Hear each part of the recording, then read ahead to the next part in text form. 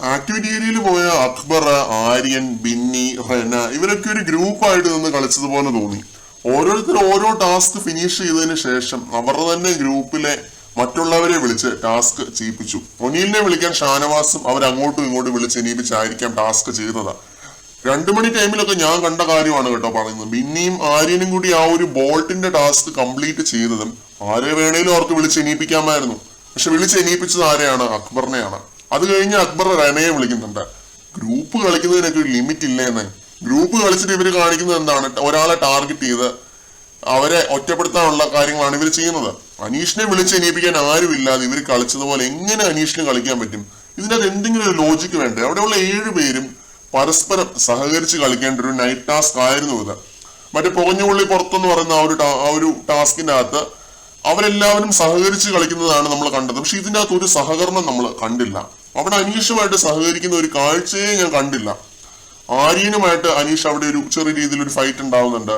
ആര്യൻ ആജ്ഞാപിക്കുന്നുണ്ട് അനീഷിന്റെ അടുത്ത്, അവിടെ പോയിരിക്കും, ഇവിടെ പോയിരിക്കും, അത് ചെയ്യണ്ട, ഇത് ചെയ്യണ്ട എന്നൊക്കെ പറഞ്ഞ് അനീഷിനെ പ്രഷർ ചെലുത്തുന്നതാണ് കണ്ടത് ഓരോ ടാസ്ക് ചെയ്യുന്ന സമയത്തും. അത് എപ്പിസോഡിനകത്തും കാണിച്ചിട്ടുണ്ട്. അക്ബർ തന്നെ ആരോടും ഇങ്ങനെ പറയുന്നത് കേട്ടിരുന്നു ഇപ്പൊ ലൈവിനകത്ത്. അനീഷേട്ടാ വാ, കപ്പെടുക്കാൻ വാ എന്ന് പറഞ്ഞ് ഉറങ്ങിക്കിടക്കുന്ന ഒരാളെ ഞാൻ വിളിക്കണോ എന്ന് അക്ബർ ചോദിക്കുന്നുണ്ട് ആരോടും. അതിനർത്ഥം അക്ബർ പുള്ളിയെ വിളിച്ചിട്ടില്ല എന്ന് തന്നെയല്ലേ. ഉറങ്ങുന്ന ആൾ ഉറങ്ങട്ടെ, ഉറങ്ങിക്കഴിഞ്ഞു കഴിഞ്ഞാൽ രാവിലെ എണീറ്റ് ഇങ്ങനെ ഒരു ആരോപണം ഉന്നയിക്കാം, നൈസായിട്ട് നോമിനേഷനിൽ വിടാമെന്നായിരിക്കും ഉദ്ദേശിച്ചത്. പിന്നെ 8,000-9,000 പോയിന്റുകൾ 4 പേര് കൂട്ടിയാൽ കൂടുവോ? അല്ലെങ്കിൽ അക്ബർ പറയുന്ന പോലെ അക്ബറും റെനയും മാത്രമാണ് കളിച്ചതെങ്കിൽ 2 പേര് കൂട്ടിയാൽ കൂടുവോ? ഒരിക്കലുമില്ല. 4 പേര് കൂട്ടിയാലും കൂടത്തില്ല. 7 പേര് തന്നെ വേണം. അതിന് വേണ്ട രീതിയിലുള്ള കോൺട്രിബ്യൂഷൻസ് അനീഷിന്റെ ഭാഗത്തു നിന്ന് ഉണ്ടായിട്ടുണ്ട്. അങ്ങനെ വന്നാൽ മാത്രമേ 8,000 പോയിന്റ്സ് ഒക്കെ വരത്തുള്ളൂ. ഇത് പ്യൂർലി അനീഷിനെ ലാലേട്ടൻ എപ്പിസോഡിൽ നിന്ന് ഒഴിവാക്കാനും അതേപോലെ നോമിനേഷനിൽ ഇടാനും വേണ്ടിയുള്ള ഓരോ അടവായിട്ടാണ് ഞാൻ കാണുന്നത്.